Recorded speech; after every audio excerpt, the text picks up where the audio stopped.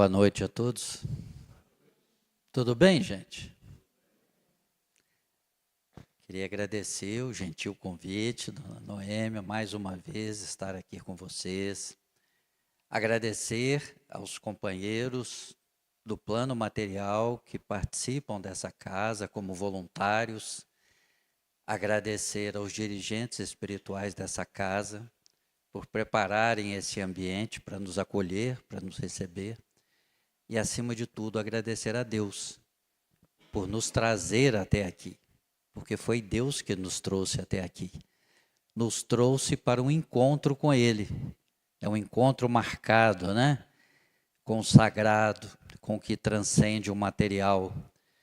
Nesse mundo de provas e expiações, nesse mundo em que cada um de nós está profundamente envolvido em desafios diários, a presença numa casa de oração e de trabalho, o contato com o mundo espiritual torna-se indispensável para o nosso reequilíbrio, para a nossa organização psíquica e espiritual. Então, é com muita alegria e com muito prazer que eu estou aqui. E também agradecer ao pessoal do coral, né? Porque é tão bom, né? Tão boa a música tem esse poder extraordinário de nos conduzir à dimensão espiritual da vida. A música nos conecta a Deus, ao plano espiritual, eleva o nosso padrão vibratório. Então, muito obrigado, é muito bom começar a nossa atividade com essa preparação vibracional e espiritual. O tema que nos foi endereçado pela direção da casa é bem e mal sofrer. Um tema desafiador, na verdade. Ouvir a palavra sofrimento, dor, adversidades, problemas, já causa em nós uma inquietação íntima, né? Um certo desconforto, né? São palavras que nos remetem às nossas dificuldades. Quem aqui não tem dificuldades? Quem nos acompanha virtualmente que não tem dificuldades? Então, esse termo, essa palavra, essa concepção, já nos causa uma inquietação íntima. E aí vem a pergunta, será que é possível essas duas conotações aparentemente paradoxais de bem e mal sofrer? Tem jeito de sofrer bem? O que vocês acham? Não? Fica em dúvida, não ficamos? É um desafio. Então, nós vamos conversar um pouquinho sobre isso. A doutrina espírita nos convida a uma reflexão a esse respeito. E, aliás, é um tema muitíssimo oportuno. Além de tudo o que traremos, ele é oportuno porque ele nos convida a essa reflexão se existe um papel terapêutico na dor. Então, vamos conversar um pouquinho sobre isso. A casa espírita nos convida a isso, não é assim? Nós vamos começar recorrendo ao Evangelho segundo o Espiritismo, lá no capítulo 5, no item 18. Nesse capítulo 5, nós temos uma série de itens, e a partir do item 18, tem o subtítulo Instruções dos Espíritos. E aí são enumeradas uma série de instruções. E a primeira delas tem esse título, Bem e Mal Sofrer, que é muito oportuno para o tema que nos foi endereçado. E o que eles dizem? Quando Cristo disse, bem-aventurados os aflitos, o reino dos céus lhe pertence, aqui ele está se referindo às bem-aventuranças lá no Sermão do Monte, todos nos lembramos, né? Não se referia de modo geral aos que sofrem, visto que sofrem todos os que se encontram na terra, quer ocupem tronos, quer jazam sobre a palha. Interessante que os espíritos superiores começam nessa mensagem logo de início, nos advertindo que essa frase de Jesus não se refere apenas a um grupo específico da humanidade, os sofredores. Ela se aplica a todos, todos, sem exceção, todos nós. Por quê? Porque todos nós sofremos. Todos estamos submetidos a momentos, a acontecimentos, a episódios de dor, de sofrimento, de adversidade, de imprevistos, que nos causam incômodos, que nos causam reações de tristeza, de decepção, de frustração. Não é assim ou não? Algum de vocês aqui se sente isento da dor, das adversidades, dos problemas? Não? Bom, então os espíritos têm razão, né? Não se refere àquele que às vezes a gente pensa assim, Jesus, nesse item das bem-aventuranças, ele estava se referindo aos pobres, aos deserdados, aos carentes. Não, ele está se referindo a todos, sem exceção. E os espíritos continuam, mas poucos sofrem bem. Poucos compreendem que somente as provas bem suportadas podem conduzi-los ao reino de Deus. Bem, aqui eles já respondem à nossa pergunta. Sim, é possível o sofrimento, a dor, a adversidade serem bem vividos.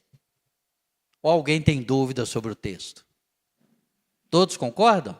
A interpretação está correta? Se a interpretação está correta, resta nos tentar entender. Porque pode parecer paradoxal, né? Por que eu vou entender que é bem sofrer? Porque é bem a dor. O que eles querem dizer com isso? Então nós vamos conversar um pouquinho sobre isso. Kardec, lá no capítulo 4 do Evangelho segundo o Espiritismo, nos adverte que a doutrina espírita não traz uma nova moral, ela incorpora a moral do Cristo e nos ajuda a entendê-la. Por isso que no meio espírita nós usamos a expressão fé raciocinada. Vocês já ouviram a expressão fé raciocinada? Porque a doutrina nos convida ao entendimento de que a fé, que está no campo emocional, no campo do sentimento, ela pode e deve ser reforçada, impulsionada, enriquecida pela razão, pelo raciocínio, pela lucidez e o discernimento. Compreendemos? Muito bem. Então vamos tentar entender. Primeiro, para que estamos aqui?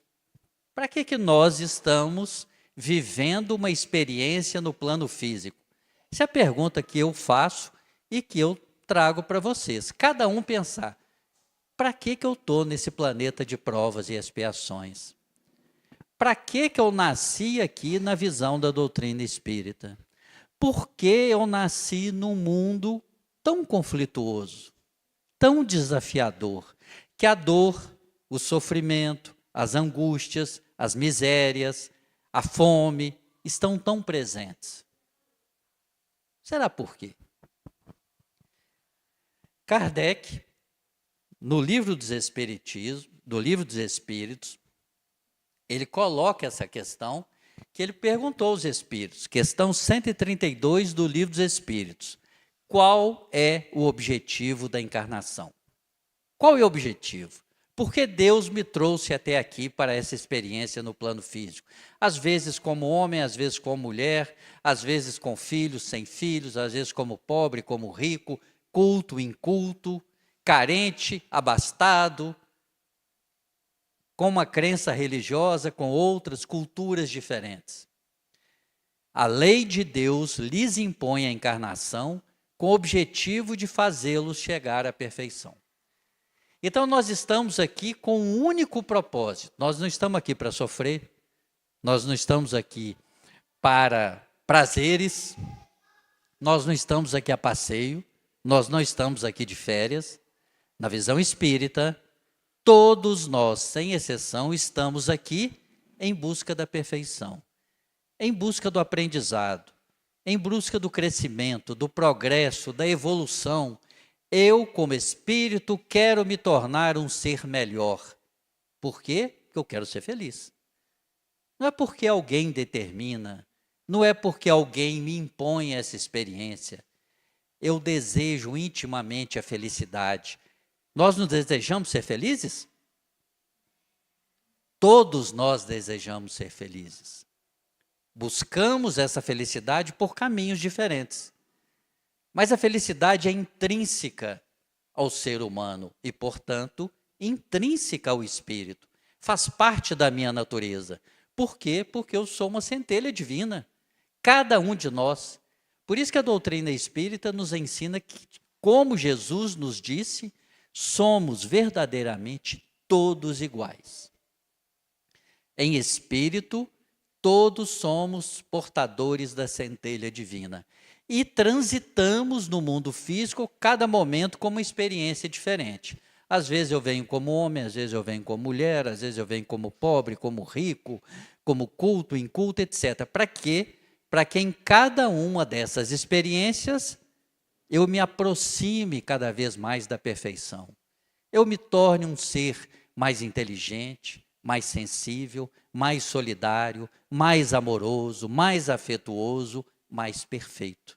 Um pouquinho de cada vez, mas sempre na mesma direção. Alguma dúvida a esse respeito? Isso pode parecer uma verdade intelectual, mas eu gostaria que todos nós sentíssemos isso como uma verdade. Deus quer que eu seja feliz. Deus quer que eu seja cada dia uma pessoa mais próxima da perfeição, mais próxima dele. Então, as experiências que eu vivo, todas elas têm isso como propósito. Pode parecer estranho, não pode? Deus quer que eu seja feliz e às vezes me traz experiências de sofrimento, de carência, de pobreza, de perseguição, de injustiça. Vamos em frente, vamos tentar entender.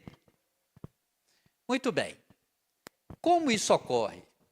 Então, como que isso acontece na nossa vida? Nós temos, basicamente, 3 pilares de modelo de aprendizagem. Lembrem-se que nós partimos do pressuposto que eu estou aqui para aprender. Para aprender o quê? A ser uma pessoa melhor. Em tudo que eu faço. Com meu cônjuge, com meu filho, com meu pai, com meu vizinho, com meu amigo, com meu inimigo. Eu busco ser melhor. E como que isso acontece? Nós teremos 3 grandes pilares de aprendizado. O primeiro deles é o ensino.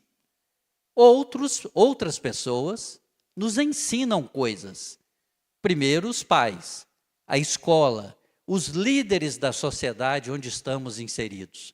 Nós temos mestres, nós temos referências que nos ensinam o caminho correto, que nos ensinam como que é uma cadeira, que nos ensinam coisas do mundo material, mas nos ensinam também coisas do campo moral, do campo espiritual. Nós nos lembramos do que os nossos pais nos ensinaram? Os nossos tios, os nossos familiares, os nossos professores, os nossos mestres. Todos nós temos referências. Às vezes são os nossos pais, às vezes são os tios, avós, às vezes é um vizinho, às vezes é um professor, às vezes é um intelectual, uma liderança da sociedade. Nós espíritas costumamos dizer que Chico Xavier, por exemplo, Divaldo Franco, que desencarnou recentemente, os católicos têm várias lideranças. Então, nós nos espelhamos nessas lideranças que nos ensinam. Nós entendemos que tem alguém que já está à nossa frente, nessa senda de aprendizado.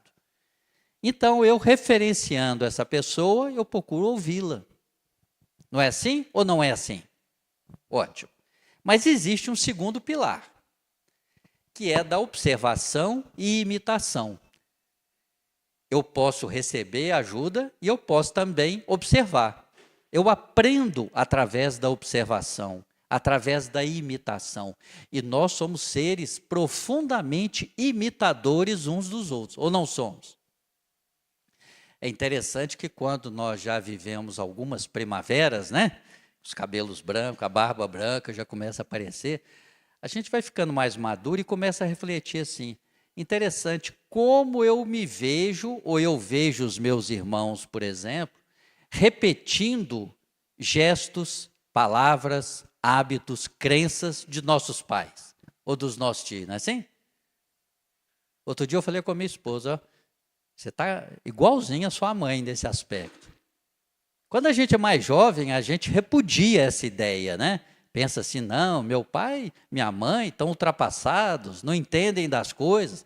Mas quando a gente vai ficando mais velho, já tem os próprios filhos, a gente começa a observar assim, meus pais até que tinham razão, né? E a gente começa a nos surpreendermos repetindo coisas ou frases ou atitudes que eles fizeram. Então nós aprendemos por imitação. Nós imitamos aqueles que estão à nossa volta. No mundo de hoje, dos influenciadores digitais, né? O que os influenciadores fazem? Eles tentam nos influenciar. Influenciar em quê? Em consumo, em comportamento, em crenças. Basta um artista vestir determinada roupa. Hoje eu estava vendo. O LeBron James, né? Para quem... LeBron James é hoje um dos jogadores de basquete mais famosos dos Estados Unidos e, portanto, do mundo. Hoje ele lançou um novo tênis lá da Nike. Aí fica o mundo inteiro esperando uma vez por ano que ele vai lançar um tênis novo e todo mundo quer comprar o tênis. Aí você olha para o tênis e fala, mas é um tênis igual a outro qualquer, mas é do LeBron James. Então, existe um poder extraordinário de imitação. Eu acho que se eu calçar o tênis igual o LeBron James, eu vou jogar basquete igual ele, né? Ou se eu vestir a roupa da Gisele Bündchen, eu vou estar tão bonita quanto ela. Não é assim? Então, nós somos seres altamente influenciáveis. Mas, às vezes, o primeiro pilar não funciona bem. Os pais ensinam, mas a gente não aprende. Os professores ensinam, mas a gente não aprende. Aí vem o segundo, a sociedade, a família. Eu observo, mas eu sigo o meu caminho. Aí eu observo o comportamento daquele fulano ali, tá bom, mas eu quero outro caminho. Aí vem o terceiro pilar. O terceiro pilar é o da vivência, em que eu aprendo e elas são carregadas de emoções através da própria experiência. Então aí vem a dor, a alegria, a frustração. Por exemplo, quando eu tenho um filho, ele começa a engatinhar, agora eu estou vivendo isso com o netinho, fica lá em casa. Aí começa, né? Tatear, não sobe na cadeira que você vai cair, não põe o dedo na tomada que você vai tomar choque. Hoje a gente já protege as tomadas, né? Não puxa o forro, porque o jarro, não é assim que a gente faz? Ele pode aprender com isso? Pode, não pode? Às vezes ele aprende, às vezes não aprende. Aí o que ele faz? Ele bota o dedo na tomada, aí toma um choque. Aí vem a dor e o sofrimento. Aí ele faz de novo? Não. Então, nós temos o ensino. Eu observo ou não, se eu quiser. Eu tenho o mundo à minha volta que eu observo e imito. Mas às vezes eu não quero. Aí eu vou viver a própria experiência. O fulano falou que eu devo seguir esse caminho.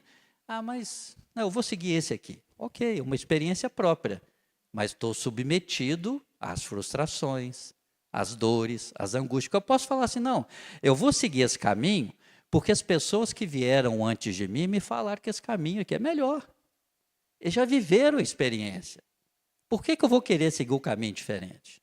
Mas aí eu tenho um livre-arbítrio. Compreendemos, então, como é que são os processos? Nós fazemos escolhas rotineiramente e Deus nos permite que a gente faça a escolha que a gente desejar. Desde que a gente saiba que cada escolha tem a sua consequência. Se eu for sábio, eu vou seguir o conselho, o ensinamento, a experiência daqueles que foram bem-sucedidos. Mas eu posso não seguir, e aí eu estou submetido às consequências desse processo. Não é fácil a gente compreender, então? Muito bem. Aí vem o que é a dor. Então, o que é a dor? Como é esse processo? A dor é atemporal e universal. Como o próprio texto disse lá no início, por instruções dos Espíritos. A dor é atemporal, o que quer dizer? Sempre existiu. Desde que o ser humano está sobre a superfície da Terra, a dor, o sofrimento, as adversidades, as dificuldades, as intempéries estão presentes. Estão presentes hoje e vão continuar durante algum tempo ainda, alguns milênios, porque o nosso processo de evolução é lento. E ela é universal. Por quê? Porque ela alcança todo mundo. Às vezes a gente pensa assim, né? O Neymar, será que ele sofre? Milionário, bilionário, tem tudo à sua disposição, basta ele falar assim, eu tenho, quem sabe, eu gostaria, já tem alguém para... Mas sofre também, porque tem as suas decepções, porque quer jogar a Copa do Mundo e não joga tão bem. Outro dia ele estava chorando no campo lá que o time perdeu, vocês viram, né? Foi desclassificado. Então, às vezes, nós temos a ilusão de quem tem posses, quem tem poder, quem tem fama, não sofre. Isso é uma ilusão. Todos têm a sua dor e o seu sofrimento. Todos no seu cantinho lá, quando põe a cabeça no travesseiro, têm as suas frustrações. Porque é próprio da humanidade. É próprio do ser humano esse processo. Mas existe uma característica física que é a insensibilidade congênita à dor. Vocês já ouviram falar nisso? Alguém já ouviu falar? Existe. Analgesia congênita. Ela é uma anomalia muito rara, mas existe.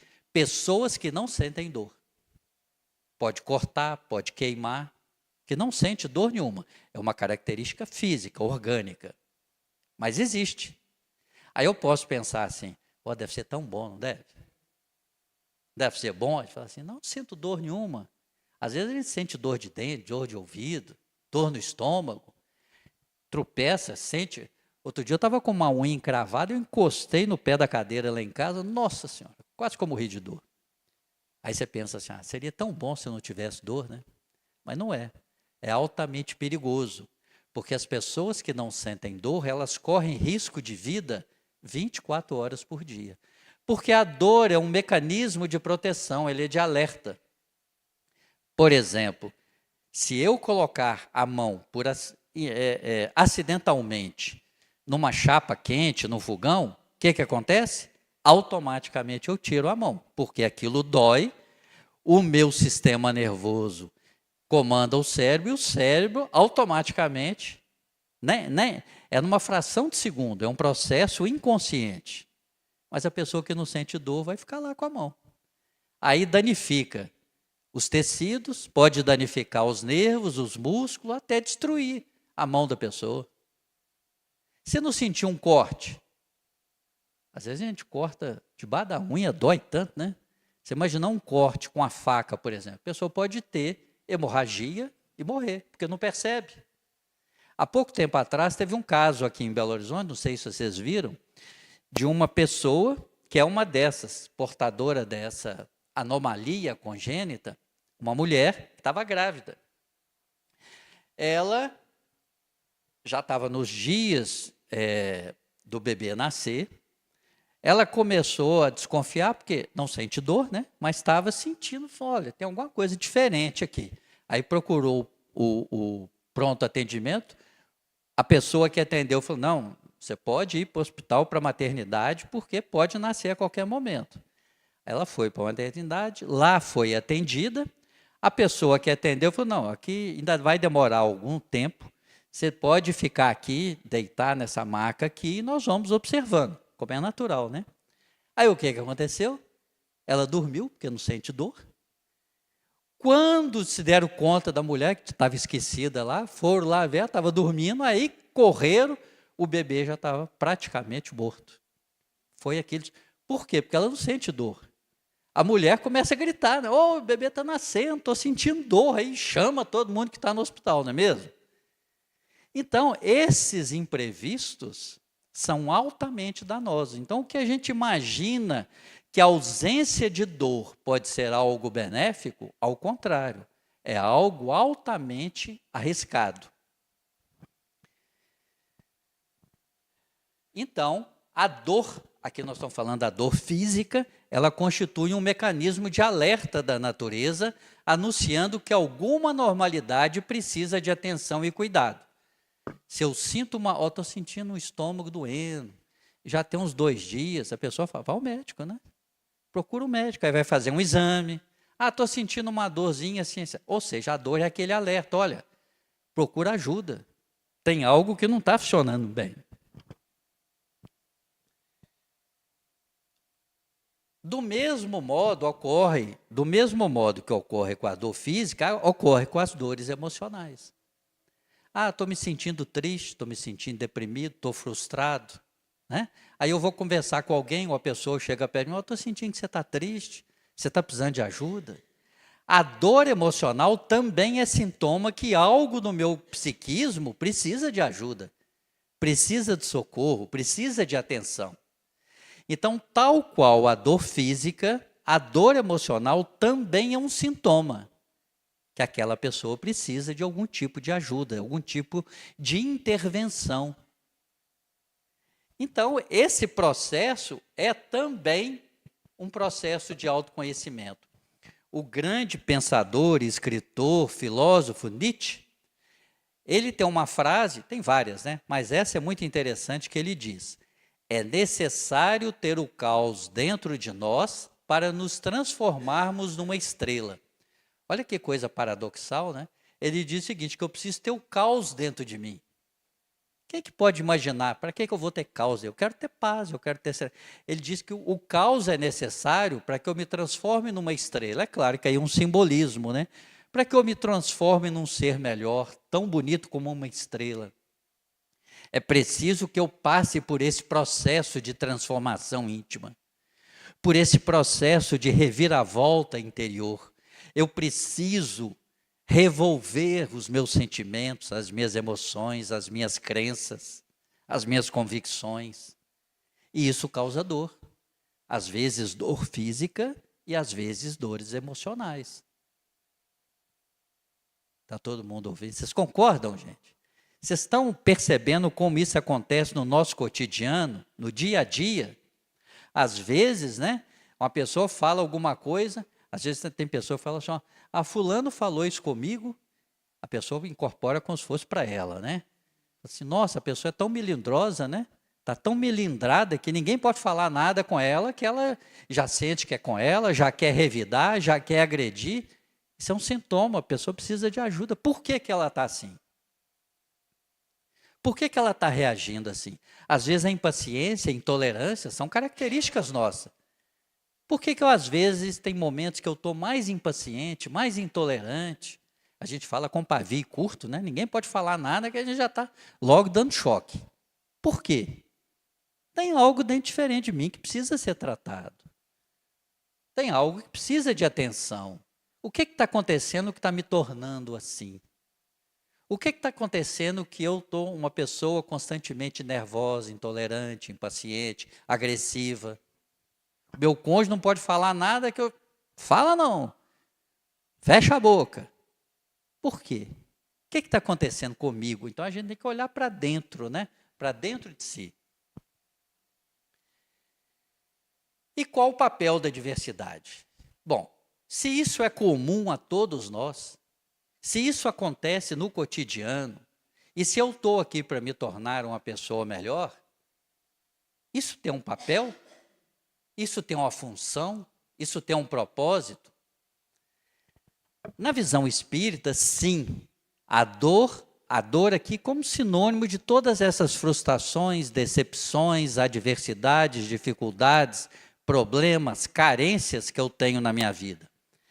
Ela nos ensina a tornar mais sensíveis, mais solidários. É interessante sobre isso, né? Eu gosto muito de citar o exemplo, porque cada um de nós tem dificuldade em algum campo da vida. Às vezes a gente tem mais de um, né? Mas a gente vem aqui na presente encarnação para trabalhar um de modo geral. Às vezes é a bebida, às vezes é a dependência química, às vezes é a sexualidade, às vezes é a intemperança, às vezes é o dinheiro. No meu caso, a que mais me acentua, eu tenho dificuldade enorme com enfermidades, com doenças. Nossa,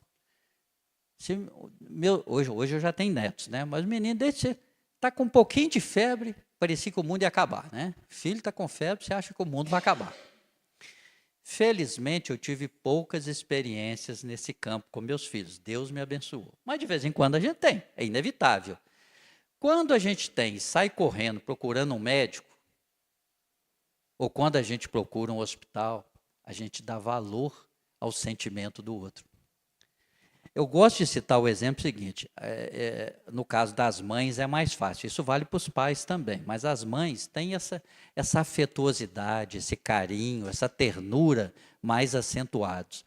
Então, a mãe que já passou por essa experiência de ter um filho doente, ter que buscar ajuda, toda vez que tem a notícia, a informação, ou se depara com outra mãe que está vivendo uma experiência semelhante, automaticamente ela se sensibiliza, não é verdade? Ah, deixa fulana passar na frente que ela está com um menino doente. Ah, não, atende ela primeiro, eu espero. Não é assim que a gente faz? Por quê? Porque a dor que eu vivenciei me ensina a me colocar no lugar do outro para a mesma experiência. A tal da empatia que está... Hoje em dia todo mundo fala em empatia, né? Que é a capacidade de me colocar no lugar do outro. A dor me ajuda a me colocar no lugar do outro, porque eu já passei por aquela experiência, eu sei da dificuldade, eu sei como dói. Às vezes a gente vê na enchente, aí, agora vai chegar o final do ano, começam as chuvas.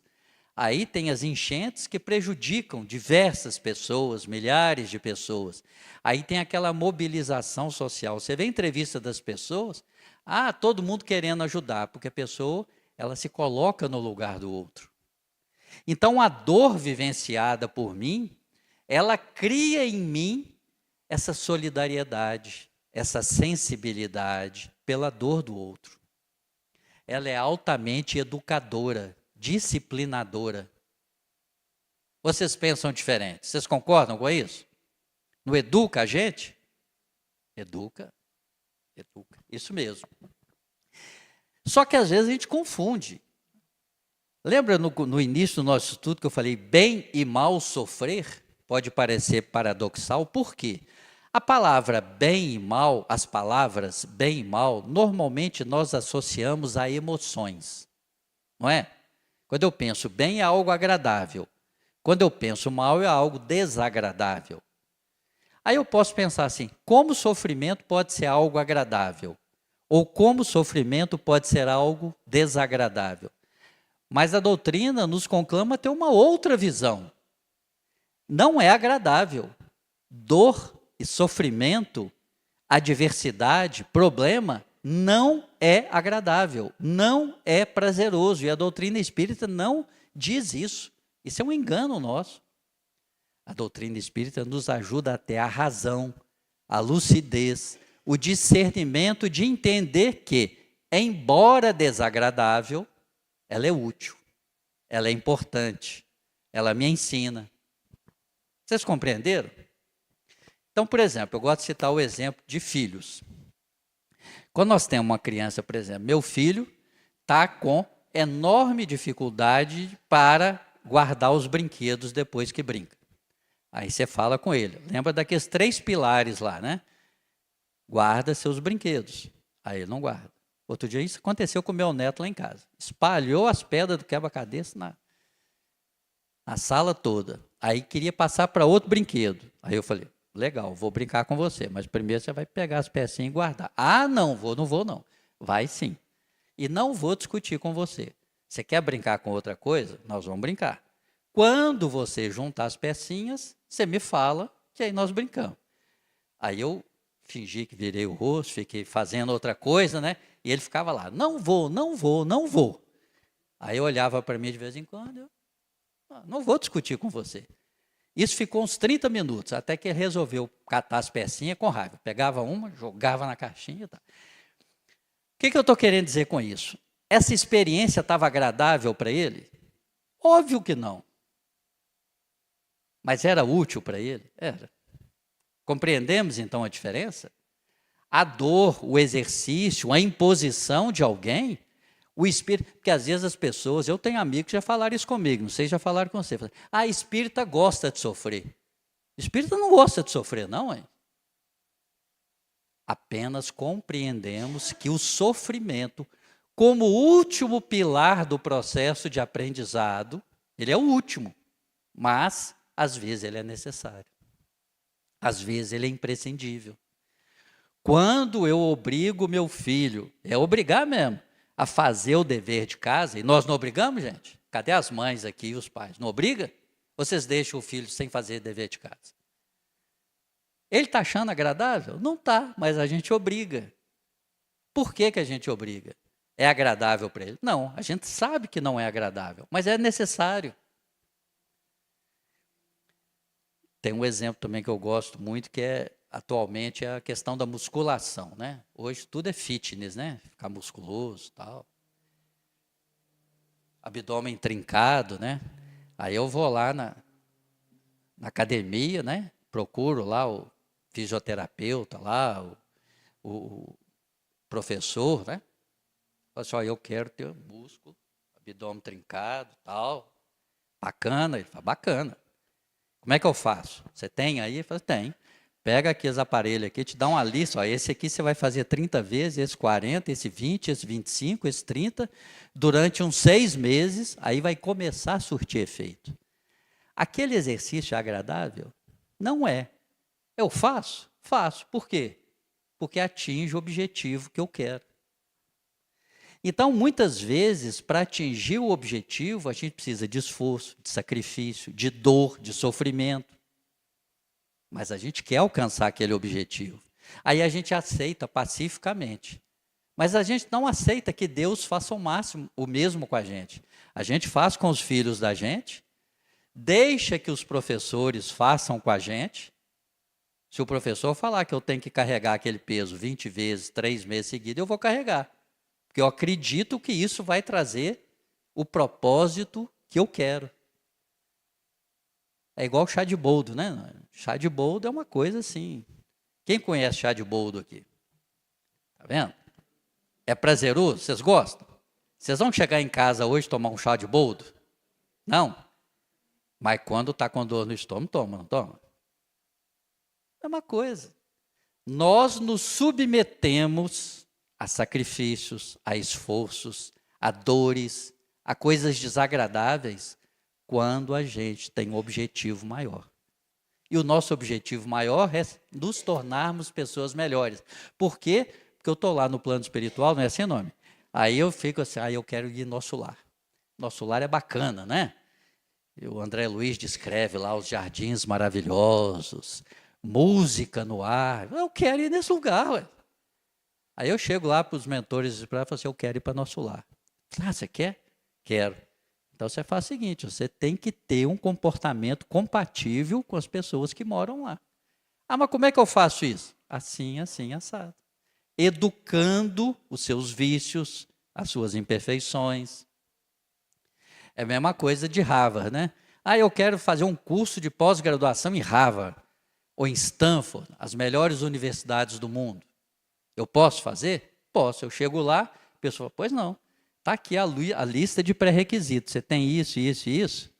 Se você tiver, você entra. Se você não tiver, você não entra. Então, eu me submeto a essas dificuldades, adversidades, dores e sofrimentos, não é porque é prazeroso. Não é porque eu adoro. Não é porque é gostoso. É porque eu sei que eu preciso. Compreendemos? Muito bem. Só nós sofremos? Isso aqui é uma repetição. Já sabemos que não, né? A dor está presente em todos os lugares, em todos os tempos e afeta a todas as pessoas. Ponto pacífico. Como se comportar diante da dificuldade? Aí que vem o como. Angústia, melancolia, revolta, indiferença, passividade, aceitação, resignação, como que eu me comporto diante das dificuldades? Normalmente a gente torce o nariz, né? Normalmente a gente tenta desviar. Não é o impulso natural da gente diante de uma dificuldade? Então vamos conversar um pouquinho. Vocês já ouviram falar na doutora Elizabeth Kübler-Ross? Alguém já ouviu falar? O Divaldo que fala muito nas palestras dele. É uma médica suíça, desencarnou, deve ter uns 15 anos. Ela se tornou mundialmente famosa. Ela começou a acompanhar os pacientes terminais, aquelas pessoas que já estão desenganadas nos hospitais. Então ela ficava ali ajudando e começou a perceber que eles tinham um comportamento padrão, comportamento psicológico, emocional. Ela acompanhou durante a vida dela mais de 20 mil pessoas desencarnando, no leito de morte. Depois ela foi para os Estados Unidos, se tornou mundialmente famosa. Vocês podem não conhecer o nome, mas vocês vão me lembrar aqui. Ela que criou, e hoje é mundialmente aceito, os 5 níveis da dor, ou do luto. Vocês já ouviram falar dos 5 estágios da dor?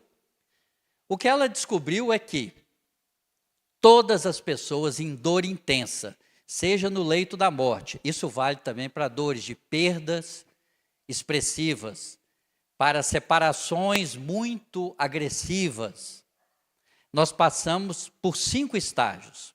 O primeiro é a negação. Ah, isso não pode estar acontecendo comigo. Ah, não, isso está acontecendo. O exame está errado, o médico errou, e isso não, o fulano não quer separar de mim, não é isso que está acontecendo. É o primeiro, é a negação. Depois vem a raiva. Por que eu? Aí vem raiva de Deus, vem raiva dos médicos, vem raiva de todo mundo. Ah, não, isso eu não aceito, não concordo, isso não pode acontecer comigo. Depois vem o terceiro estágio, é a barganha. Ó Deus, tá bom, eu já sei que aconteceu mesmo, mas faz o seguinte, me deixa ficar aqui mais 5 meses, que se eu ficar aqui mais 5 meses, depois eu vou. Mas eu preciso terminar alguma coisa, eu preciso fazer alguma coisa. Depois vem a depressão. Nada funcionou, a pessoa entra numa depressão profunda. Olha, é inevitável, eu não consigo mudar esse fato, Deus não aceita uma barganha comigo, uma troca, né? Aí, por último, só depois disso vem a aceitação, que é a consciência de que esse processo é inevitável e que, já que eu estou nele, eu tenho que tentar extrair a melhor experiência. E nessa fase, segundo ela, predominantemente, o sentimento que invade as pessoas é de restabelecimento de afetos perdidos. Briguei com meu pai, eu quero reconciliar, devia ter reconciliado. Briguei com minha mãe, briguei com meu filho. Nunca, em todos os casos que ela acompanhou, não teve um que se relacionava a coisas materiais. Eram sempre coisas emocionais e sentimentais. Os arrependimentos da vida, que a pessoa pensa assim, se eu vivesse isso de novo, eu não faria daquele jeito, eu faria desse jeito. Eu não devia ter feito aquilo. Ou seja, a dor intensa, inevitavelmente, traz um processo de aprendizado.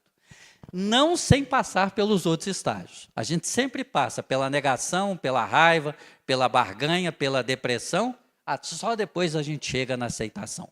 Ela fala que esses estágios são diferentes de pessoa para pessoa. Tem uns que se detêm mais num do que no outro, mas todos passam por esses estágios. Quando a gente olha as pessoas que a gente convive, a gente percebe que isso é verdade, não é? Nós passamos por esses estágios. Então, na vida espiritual é a mesma coisa. A gente está passando por dificuldade. Eu sou de uma família de 6 filhos, eu sou o mais velho. O segundo, que é meu irmão, ele fala assim comigo, não, eu já falei, nós somos de uma família espírita, né? Ele fala, não, eu já falei para o meu anjo da guarda, para Deus, quem for, falou, se eu pedir isso, anula, esquece, eu não quero mais, muda a minha programação, porque eu já me arrependi.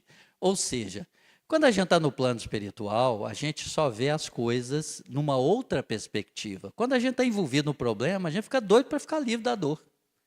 A gente perde essa noção que é fruto da razão, não é da emoção. Por isso que é importante a gente entender, nesse estudo de hoje, bem e mal sofrer, a gente tem que separar o que é razão do que é emoção. Porque o sofrer não tem bem e mal, é sempre doído, é sempre desagradável, é sempre sofrível, como a palavra que a gente usa.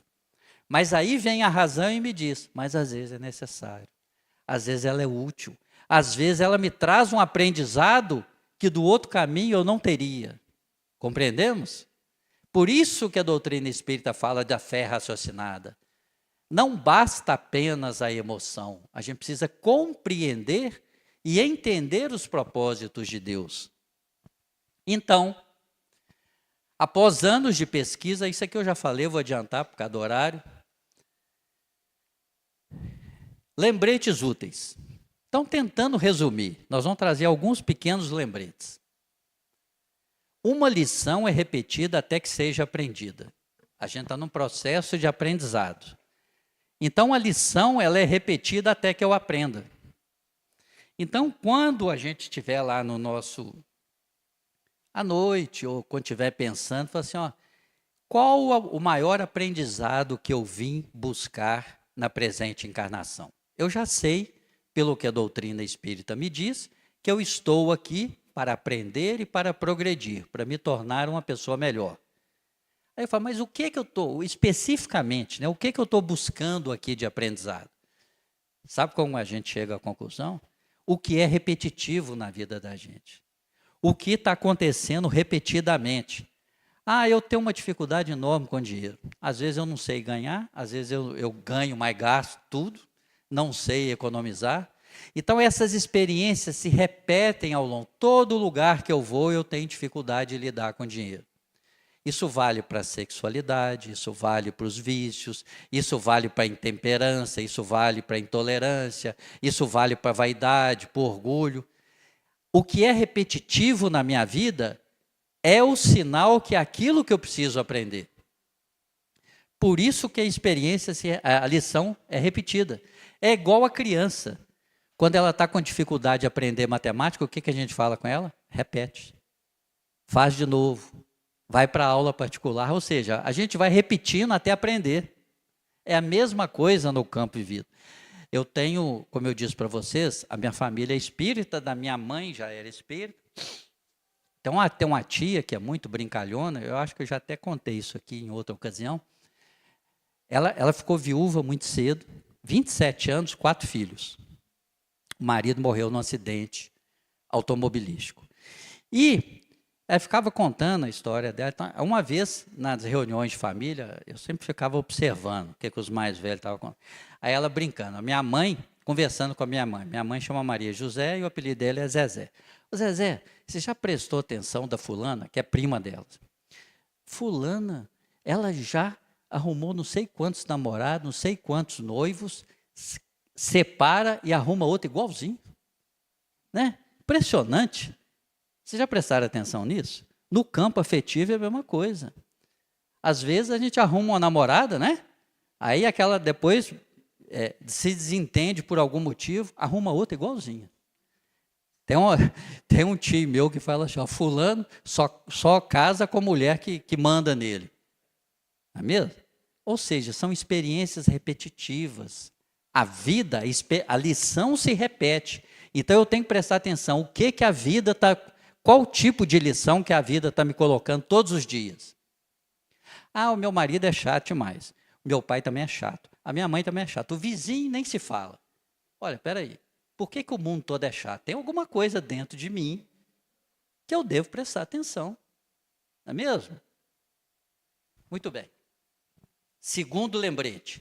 Será apresentada em várias formas até que você compreenda e aprenda. Poderão, então, passar para a próxima lição. Viu? A gente só passa para a próxima lição depois que aprende. Não adianta querer, não, deixa aqui, eu passo. Não. Repete, repete, repete, até aprender. Terceiro lembrete. Se não aprender as lições fáceis, elas se tornam difíceis. Lembra lá? Ensino. O pai fala, a mãe fala, os avós falam, o vizinho fala, o professor fala, eu posso aprender ou não. Se eu não aprender, eu vou passar por outra, que é imitação. Se eu não aprender, eu passo pela experiência própria, que geralmente é carregada de dor e sofrimento. Então, é bom a gente aprender enquanto ela está fácil, porque depois ela vai ficar mais difícil, não é mesmo? E por último, você saberá quando aprendeu uma lição, quando suas ações mudarem. Quando que eu aprendi? Quando mudar. Quando aquilo não for mais um problema para mim. Vocês já prestaram atenção? A gente que já está com cabelo branco, né? Às vezes, quando a gente é mais novo, às vezes, quando a gente está mais velho, assim, pensa assim, puxa vida, quando eu era mais novo, acontecia isso comigo, eu arrancava os cabelos, brigava com todo mundo. Hoje, isso para mim não afeta mais. Compreendemos? Quando a gente já domina aquele problema, ele deixa de ser um problema. Não é que ele desaparece, mas ele não é problema para mim mais. Compreendemos? Então, o aprendizado me conduz a um sentimento de naturalidade perante a vida. Muito bem.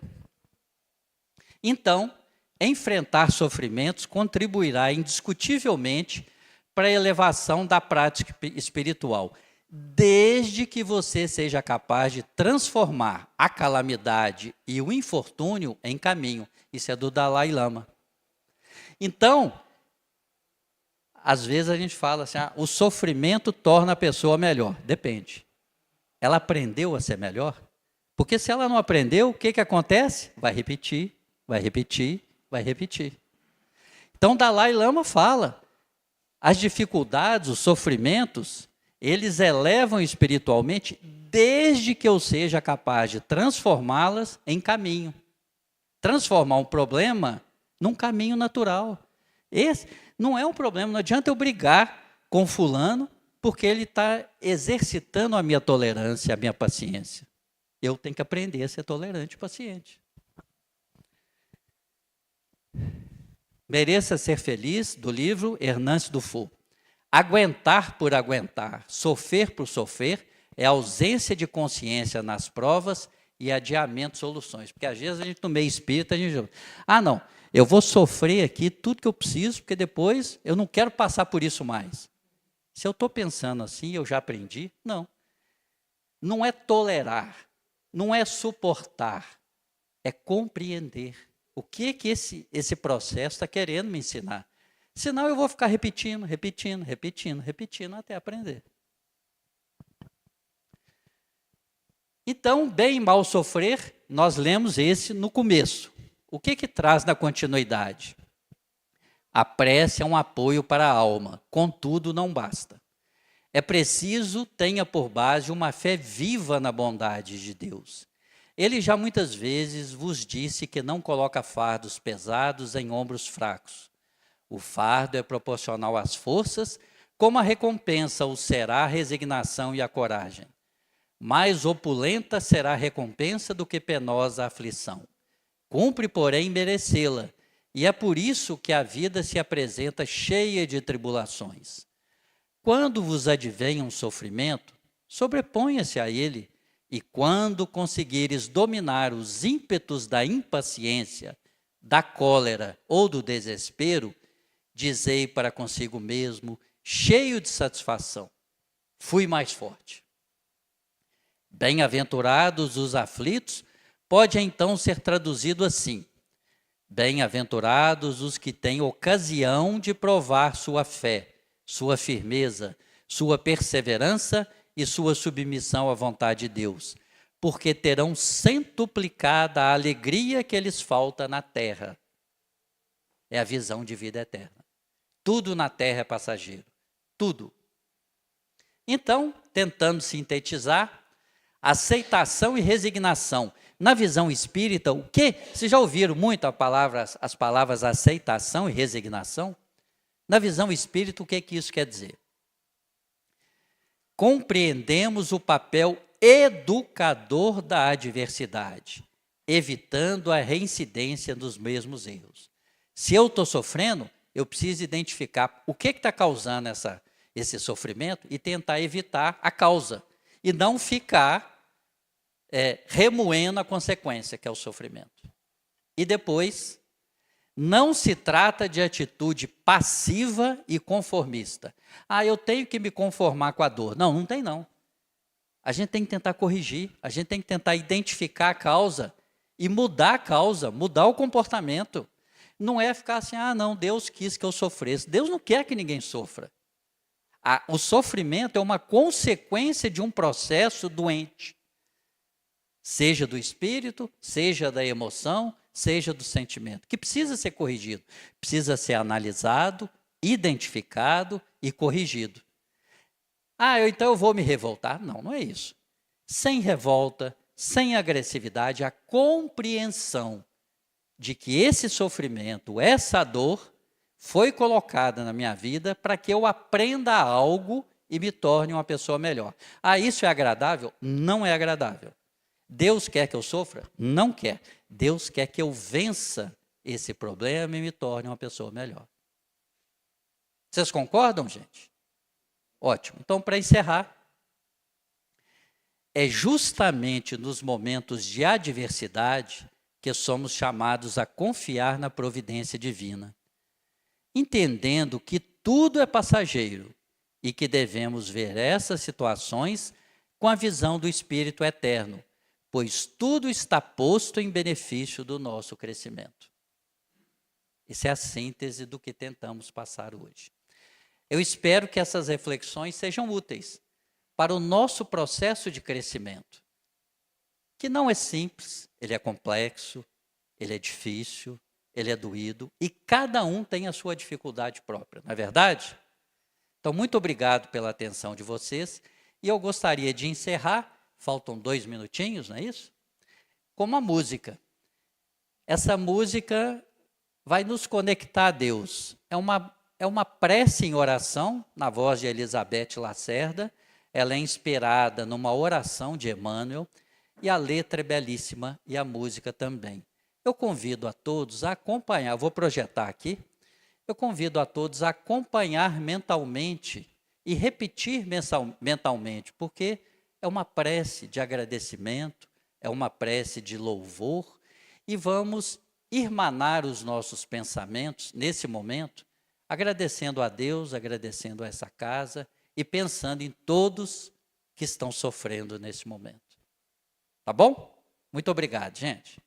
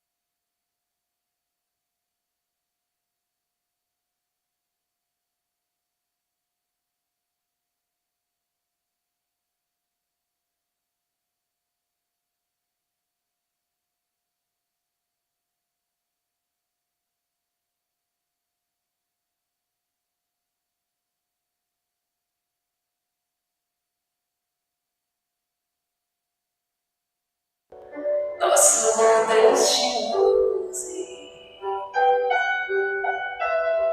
onde te encontres na vida, que Deus te ilumine, com quem esteja seguindo, nosso Senhor te guie.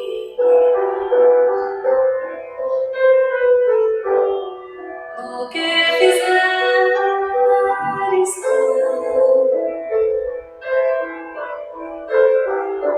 é só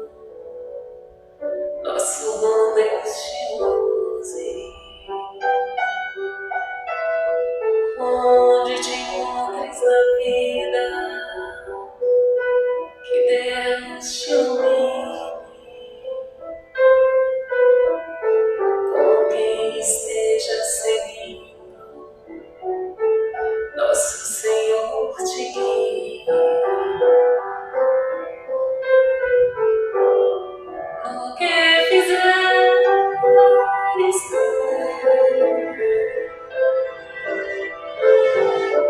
peço ao Deus que possa te amparar em cada passo teu. A mão de Deus virá te abençoar. O que fizeres tu, peço ao Deus que possa te amparar e em cada passo teu. A mão de Deus virá te abençoar.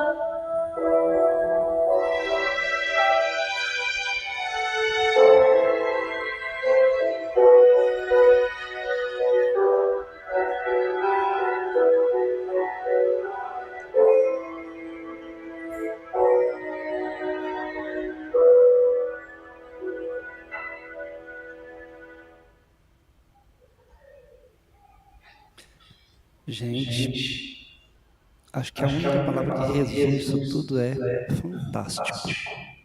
Foi fantástico. Nós tivemos o coral trazendo músicas encantadoras, nós tivemos o André trazendo informações encantadoras e a música final também encantadora. Então eu tenho certeza que nós todos vamos voltar para casa hoje com um pouquinho mais de saber, né? A casa agradece muitíssimo.